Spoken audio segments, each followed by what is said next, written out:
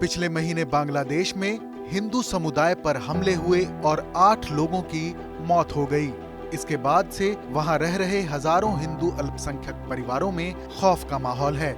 इस बीच भारत के इस पड़ोसी मुल्क से खबर आ रही है कि वहां की सरकार ने देश की संसद में बांग्लादेश को फिर से धर्मनिरपेक्ष राष्ट्र बनाने की कवायद शुरू कर दी है। दुनिया भर में बढ़ते कट्टरपंथ के इस माहौल में अगर ऐसा होता है तो ये शेख हसीना सरकार की एक बड़ी कामयाबी साबित होगी। लेकिन अब हम आपको बताते हैं कि बांग्लादेश में ये हिंदू विरोधी दंगे कैसे हुए, जिनके बाद यहाँ के संविधान में बदलाव की कवायद शुरू हुई है।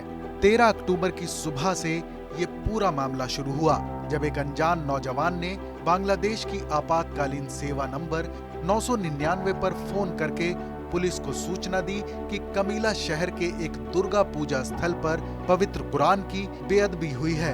जब तक पुलिस मौके पर पहुंची तब तक सोशल मीडिया पर एक तस्वीर वायरल हो चुकी थी, जिसमें कुरान एक हिंदू देवता के घुटने पर रखा हुआ दिखाई देता है।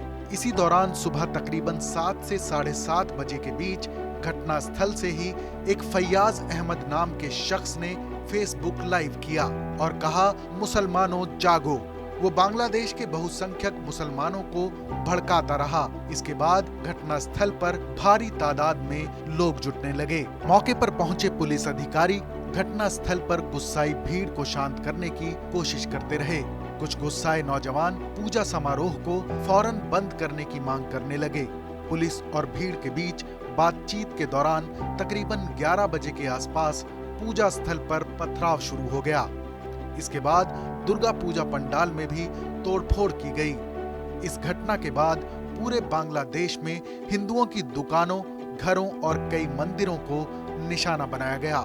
बांग्लादेश के कमीला शहर में हुई इस पूरी घटना के तकरीबन 1 हफ्ते बाद पुलिस ने जब शहर के तमाम सीसीटीवी फुटेज को खंगाला, तब मालूम हुआ कि इकबाल हुसैन नाम के एक 30 साल के शख्स ने कथित तौर पर यह साजिश रची थी और उसने जानबूझकर हिंदू पूजा स्थल पर कुरान को ले जाकर रखा था ताकि दोनों संप्रदायों में एक बड़ा विवाद हो सके। पुलिस ने इस मामले में 21 अक्टूबर को इकबाल हुसैन को गिरफ्तार किया। इकबाल के पीछे कोई और है या नहीं, इस मामले पर बांग्लादेश के गृह मंत्री ने कहा कि ऐसा लगता है जैसे इकबाल ने किसी और बड़े संगठन के उकसाने पर यह सब किया है। बांग्लादेश में हिंदुओं के साथ इस तरह की वारदात पहली बार नहीं हुई है।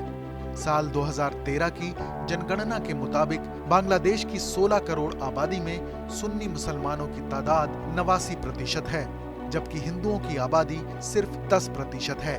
इसलिए यहाँ की राजनीतिक पार्टियां भी इन्हें ज्यादा तवज्जो नहीं देती हैं।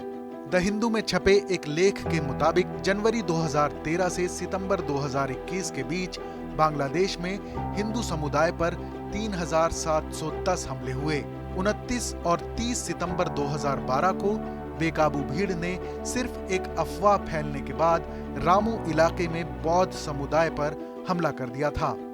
इस हमले में 50 से ज्यादा बौद्ध मंदिरों और घरों में तोड़फोड़ की गई थी। इस दौरान शहर के हिंदू घरों को भी निशाना बनाया गया था।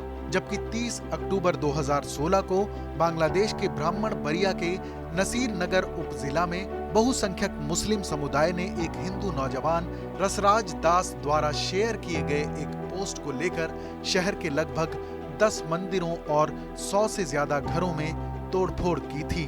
बांग्लादेश की मौजूदा आवामी लीग सरकार कहती है कि इन हमलों के पीछे कुछ लोग हैं जो अपने राजनीतिक फायदे के लिए नियोजित तरीके से इन्हें अंजाम देते हैं।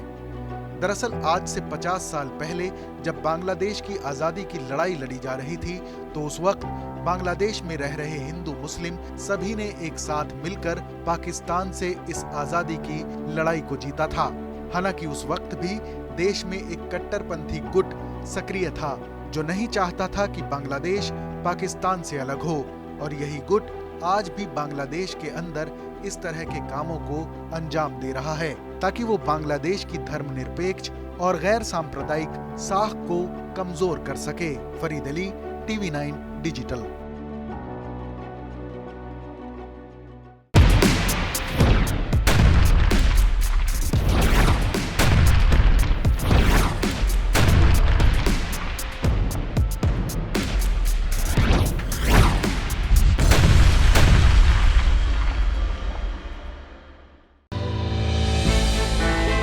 हमने की गलती फिर एक बार, कोरोना ने किया दोबारा प्रहार। मास्क, 2 गज दूरी, करें अपनी सुरक्षा पूरी। कोरोना टीका हम सबको लगाना है, मिलकर साथ समझदारी से कोरोना को हराना है।